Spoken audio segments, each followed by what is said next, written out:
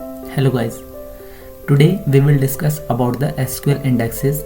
We will learn here what is the SQL indexes, why we need SQL indexes, how indexes work in SQL query. We will take example here to understand this concept more clear.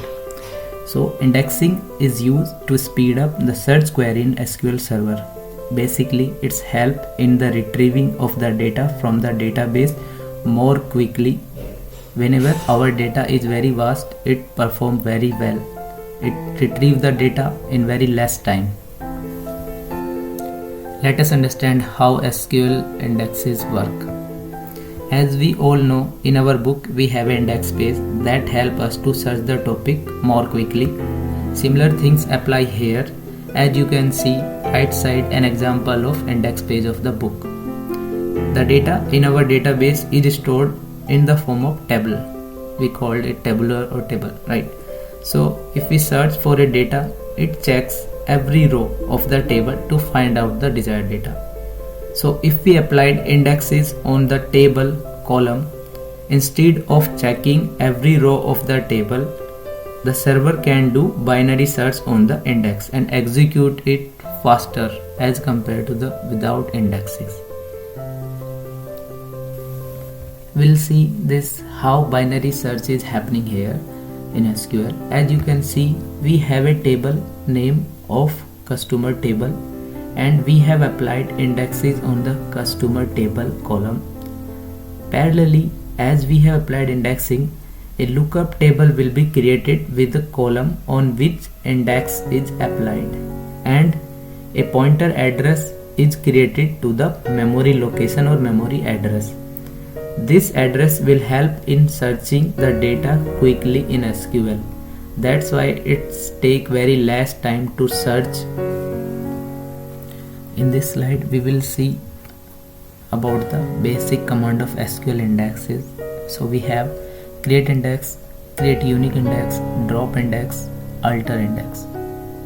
So create index help us in disallowing of any duplicate value into the index column of the table, and the drop index help us to remove an index from the data table by using drop index command, and alter index help us to modify an existing table index, and we will use here command that is alter index. So here below we have query syntax for the create index.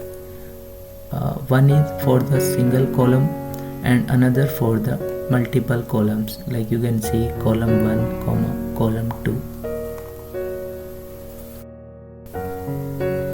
In this slide we will see an example how we will create an index with a table. So in this we have a table of name customer, and in this table we have different column: customer code, person name, person city, working area and grade. So we want to create an index on the person city. So the following syntax will be used: create index person city on customer, that is table name, and person city, that is column name. Similarly, if we want to add this index on the multiple column, the index will be same. In the second row the changes will be person city comma working area. Same as syntax will be used. That is the difference. We will use a comma of different column. You can see clearly. In this slide we will see what are the types of SQL indexes. Basically we have 6 types of the SQL indexes. We will see in the next slide here.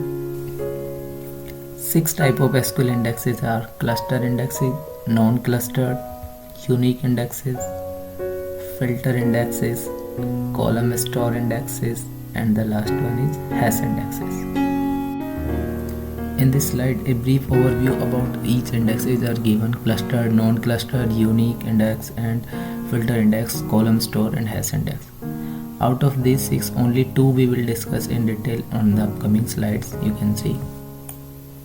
To understand the cluster index, we have a database of name SchoolDB. In that database we have a table of name student. In that student name table we have different column ID, name, gender, date of birth, total score and city. If you notice here in the student table, in ID column we have a primary key constraint. This automatically create a cluster index on the ID column. To see all the indexes on the particular table, execute sp_help index. Use here syntax, use database school_db execute sp_help index student. In previous slide we have created a database of name school_db and a table of student name. So now in this table we have some data, and here in this table we have applied non-cluster indexes. When we have applied the non-cluster indexes, we can see the syntax here written. So if we notice there, in index every row has a column that stores the address of the row to which name belongs. So if a query is issued to retrieve the gender and the date of birth of student name Saran, the database will first search the name Saran inside the index. It will then read the row address of Saran and it will go directly to the row in the student table to fetch the gender and date of birth detail. That's why it's work faster also. Each row have different address.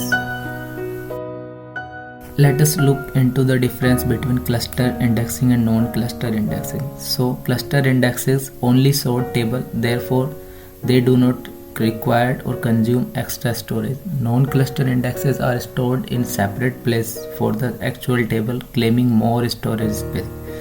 That's why cluster indexes are faster than non-cluster indexes, since they don't involve any extra lookup step. Let us give a look into the useful fact about the indexes. When should index be created? A columns contain wide range of value. Column does not contain a large number of null value. One or more columns are frequently used together in a pair, close or join condition. When should index be avoided? Table is very small. Columns are not often used as a condition in query, and the column is updated frequently. In that cases, we should avoid the use of indexes. Thank you.